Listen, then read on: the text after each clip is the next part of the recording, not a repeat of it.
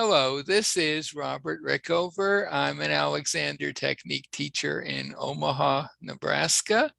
Also teach in Toronto and mostly these days online. My guest today is Imogen Ragone, an Alexander Technique teacher in Wilmington, Delaware, who also teaches, I think, pretty much exclusively online as well these days. Yeah. And we're going to do a little experiment where I'm going to talk Imogen through a process that I've been using a lot lately with my online students. And then we'll talk about it. It'll be a very short little video, won't be terribly long, and hopefully it'll be useful. So Imogen, welcome. Thank you. Always interested to be here. I have no idea what you're going to surprise me with. So I appreciate your open-mindedness and your spirit of adventure. So we're going to start with you doing using walking as a context for exploring this process, and then we'll go to sitting and explore it in a slightly different context. So if you could set things up so you can walk around that nice studio space you got there. Need to. Good. So, here's what I'd like you to do. If you would maybe even stand back as far as you can in the room so we have as long a walkway as we can get. And what I'd like you to do is walk in a moment, walk towards the camera and then turn around and walk back. And at the first part of the walk, just walk without any Alexander thought or direction. But when you get about halfway across the room, could you just make a decision that you're going to use half as much effort to walk? Okay. So you start with a regular walk. Good. And then turn around and walk a little bit and cut it back, cut the effort back another 50%. Yeah. And turn around and maybe cut it back another 50%. Let's see what happens. Okay, let's pause there and maybe have a seat. So what did you notice when you did those cutbacks? Well, definitely the first time seemed it was I experienced quite a dramatic difference, and I could use a lot of kind of classic Alexander kind of descriptions that people say when they have a lesson, that it suddenly felt lighter. I felt a little bit maybe taller, less burdened as I was walking along. And I would say that kind of continued with each time, but each time there wasn't as much distinction. The first time was the most, and the last time was, I couldn't really tell if I got. Right. And that is a pretty common experience. And I want to talk about it, about what I think's going on, but I'd like to just take it in a couple of other applications before we do that. So we have prearranged.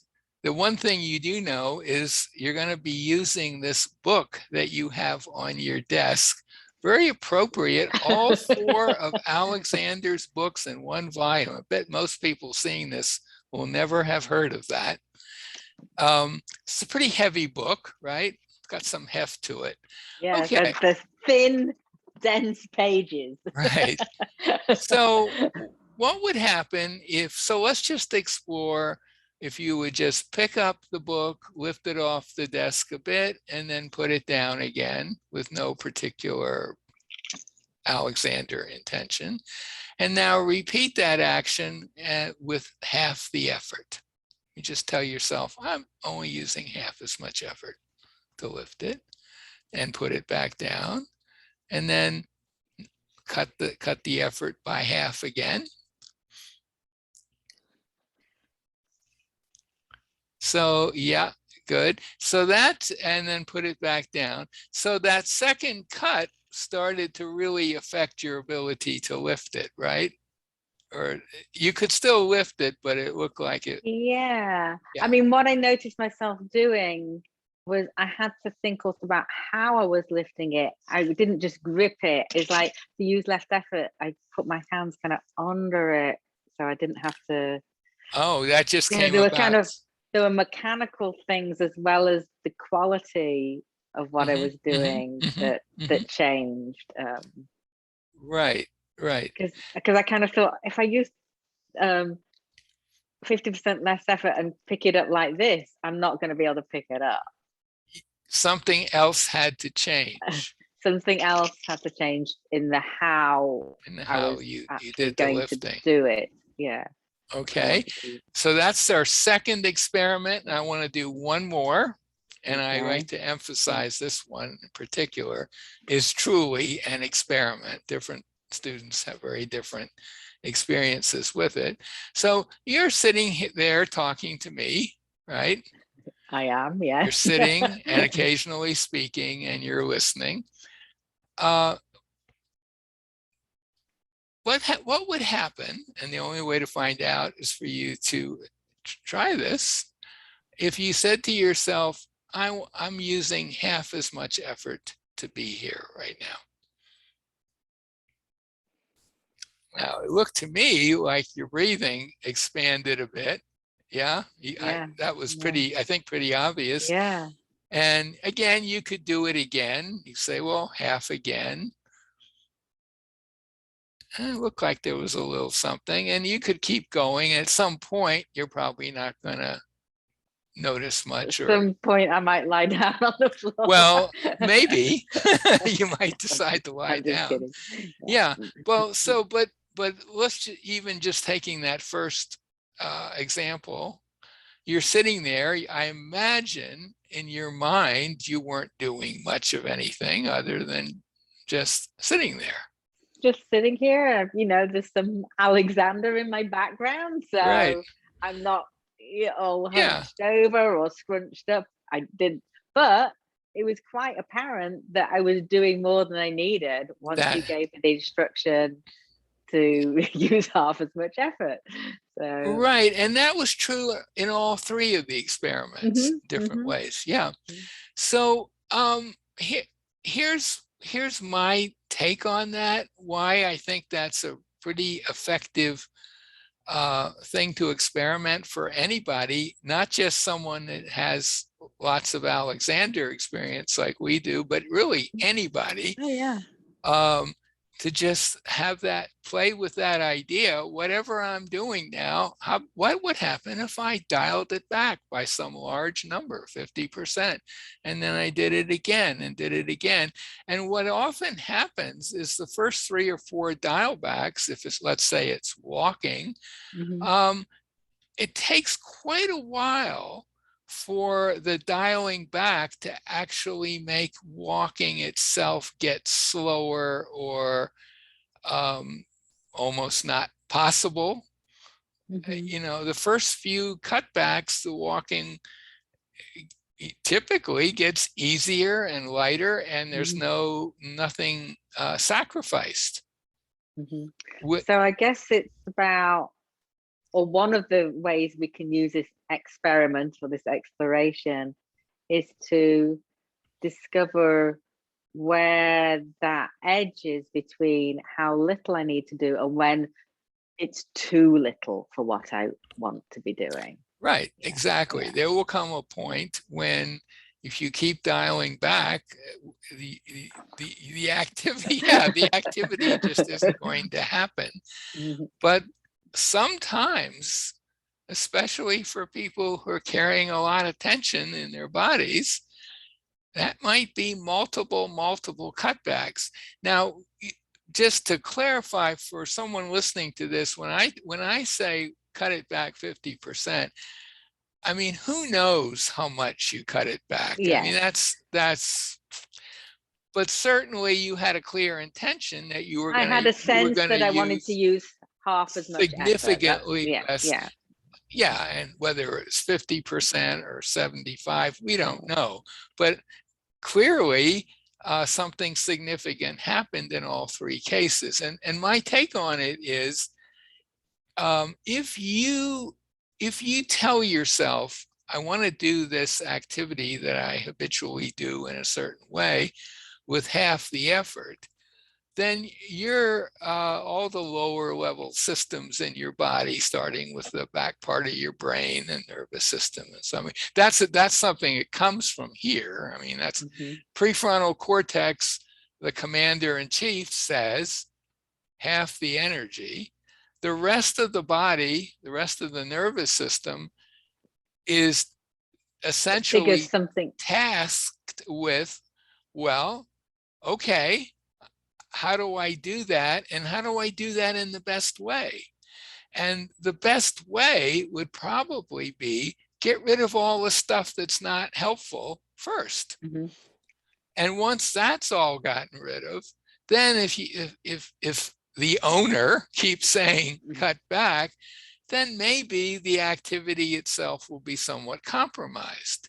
But for most people, 1 or 2 or 3 cutbacks can happen without any change really in the effectiveness of the action. Actually makes it more effective, with less effort. And to me, how this fits in with some other stuff we've talked about in previous previous videos, is we're dealing with this interface between intention and activity, thought and movement. And we've talked a lot earlier about a kind of a version of inhibition, which is an Alexander term, bit of jargon, meaning not doing what you don't want to do. That's oversimplified, but not doing the things that get in the way. Or some versions of inhibition are, I just don't do anything and just see what happens. But this is more, you might say, inhibition light.